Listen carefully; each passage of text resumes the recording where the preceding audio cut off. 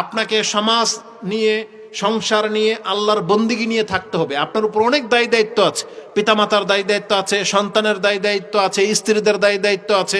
এগুলো মেনটেন করে আপনাকে আল্লাহর ইবাদত করতে হবে। কিন্তু রাহেব ওই ঘরের ভিতরে গিয়ে শুধু গাছপাতা খেত আর আল্লাহর ইবাদত করত। ওমর রাদিয়াল্লাহু তাআলা যখন তাকে ডেকেছেন, এই ব্যক্তি যখন বেরিয়ে আসছে, ফালাম্মা কাশাফা, ওমর রাদিয়াল্লাহু তাআলা যখন তাকে দেখলেন, ইয়াবকি, কেঁদে দিলেন। দেখা মাত্রই কেঁদে দিলেন। জিজ্ঞাসা করা হলো, ইয়া আমিরাল মুমিনিন মা ইউবকিকা মিন হাযা, এর কোন জিনিসটা আপনাকে কাঁদালো?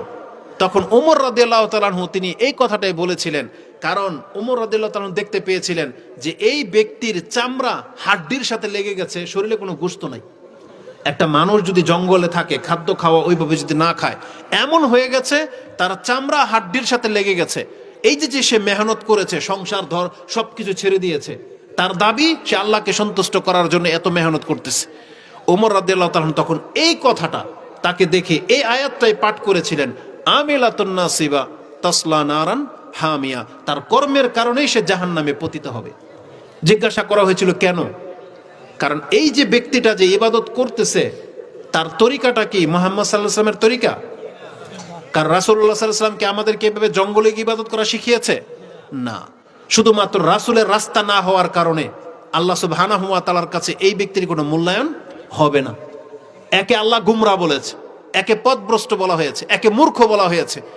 যেই ব্যক্তি রাসূলকে অনুসরণ করবে না, তার মানে সে নিজের পক্ষ থেকে যত মেহনত করুক না কেন, আল্লাহর কাছে সেটা কি হবে না?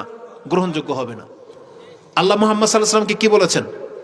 সুম্মা জাআলনাকা আলা শারিয়াতিন মিনাল আমরি ফাত্তাবিহা ওয়ালা তাত্তাবি আহওয়া আল্লাযিনা লা ইয়ালামুন।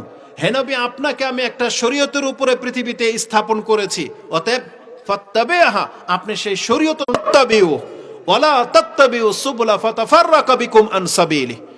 আল্লাহ সুবহানাহু ওয়া তাআলা রাসূলুল্লাহ সাল্লাল্লাহু আলাইহি সাল্লামকে জানিয়ে দিয়েছেন আমার পর্যন্ত আসার পথ মাত্র একটা, আর সেটা হচ্ছে আপনার পথ। রাসূলকে বলা হচ্ছে এটা আপনার পথ।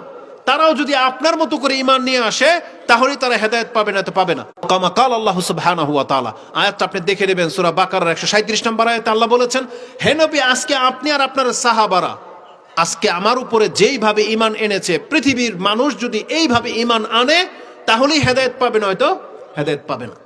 এজন্য আপনাকে দেখতে হবে আপনার ঈমান আমল রাসূলুল্লাহ সাল্লাল্লাহু আলাইহি ওয়াসাল্লাম এবং সাহাবা একরামদের মতন আছে কিনা। আমার সালাত আমাদের সেই সাহাবা একরামদের টিমের মতো আছে কিনা। আমার যাকাত, আমার কথাবার্তা, আমার বিশ্বাস, সবকিছু আপনাকে আল্লাহর রাসূল সাল্লাল্লাহু আলাইহি সাল্লাম এবং তার টিম রেখে যাওয়া সেই সাহাবা একরামদের মতো হইতে হবে। আর নাহলে আপনি নাজাত পাবেন না। নিজের খেয়াল খুশি ইবাদত করলে ইবাদত কবুল হবে না। আল্লাহ সুবহানাহু ওয়া তাআলা ইবাদত যে কবুল করবেন না যার তার, এটার জন্য যত কথাগুলো বলেছেন আমাদের সালাফরা, 4টা কথায় আপনাকে পুরো জিনিসটাকে বিভক্ত করে দেখিয়েছেন। ওয়ামিনহুম মাইয়াবুদুল্লাহ, তাদের মধ্যে কতক ব্যক্তি আছে যে আল্লাহর ইবাদত তো করে, ওয়ায়াবুদু মাহু গায়রুহু ওয়া হুয়া মুশরিকুন। আর কতক ব্যক্তি আছে যে হ্যাঁ পৃথিবীতে আল্লাহর ইবাদত করে, কিন্তু সাথে আল্লাহর সাথে অন্যর ইবাদত করে। কোরআনে তাদেরকে বলা হয়েছে মুশরিক। এমন ক্ষমতা আছে যার কাছে চাইলে সন্তান পাওয়া যায়, তার মানে এই ব্যক্তিকে মুশরিক। কোরআনের ভাষায় কি? মুশরিক। যে আল্লাহকেও সাজদা করে, আবার কোনো না কোনো মানুষকেও সাজদা করে, বস্তুকে সাজদা করে, একে কোরআনের ভাষায় কি বলা হয়েছে? মুশরিক। ভুলেন না। এক তো যে ইবাদত করে না, এর নাম কি? মুস্তাকবির, এর হচ্ছে অহংকারী। না বাংলায় বলবেন এ কি? অহংকারী। তার মানে আমাদের সমাজে যারা মুসলমান হওয়া সত্ত্বেও যদি আল্লাহর ইবাদত না করেন, তার মানে আল্লাহর কাছে আপনি হচ্ছেন অহংকারী। এই মুস্তাকবির শব্দটা কোরআনে আছে, আমি একটা আয়াত আপনাকে বলে দিই। সূরা গাফির মুমিন 45 নম্বর সূরার 60 নম্বর আয়াতটা দেখেন। তাতে আল্লাহ বলেছেন, ওয়াকালা রাব্বুকুম উদউনি আস্তাজিব লাকুম ইন্নাল্লাযীনা ইস্তাকবিরুনা আন ইবাদাতি সায়াদখুলুনা জাহান্নামা দাখিরিন। আল্লাহ বলেছেন তোমাদের রব তোমাদেরকে ডেকে বলতেছে, আসো আমাকে ডাকো, আমি তোমাদের ডাকে সাড়া দেব। এই দোয়া করার কথা বলার পর আল্লাহ বলতেছেন, ওমাইয়াস্তাকবিরুনা আন ইবাদাতি, যেই ব্যক্তি আমার ইবাদত করা থেকে অহংকার প্রদর্শন করবে, আমি তাকে খুব শীঘ্রই জাহান্নামের মধ্যে নিক্ষিপ্ত করব। তার মানে যারা আল্লাহর ইবাদত থেকে মুখ ফিরিয়ে নিয়েছেন, আজান হইল সালাত আদায় করেন না, ইসলামের কোনো বিধিবিধান মানেন না, তার মানে আপনি হলেন অহংকারী। আপনি কি ভুলে গেছেন? আচ্ছা বলেন তো দেখি, আমাদের উপরে প্রতিদিন কতগুলা সেজদা ফরজ? আমাদের কয় রাকাত নামাজ ফরজ? 17 রাকাত। 17 রাকাতে কয়টা সেজদা? 34টা সেজদা, তাই না?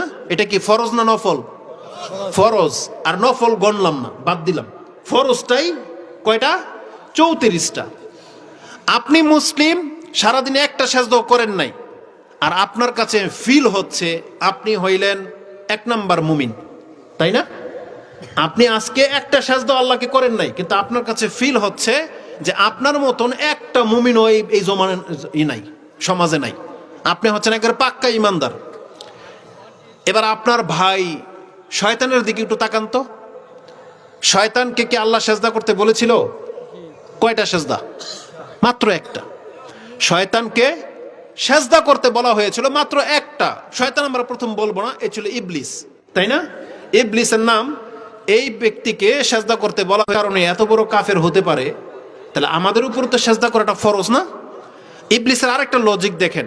ইবলিসকে যদি আল্লাহ বলতো যে আমাকে সেজদা করো, আমার মনে হয় ইবলিস করতো না? এর আগে করে না ইবলিস সেজদা? আল্লাহকে তো সেজদা করতো না? কিন্তু যখন দেখছে যারা মানুষকে সেজদা করবো, ওর মধ্যে অহংকার জন্মে গেছে, তখন সে করে নাই।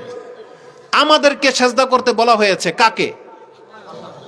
বলেন, সবাই বলেন, কাকে সেজদা করতে বলা হয়েছে? আল্লাহকে।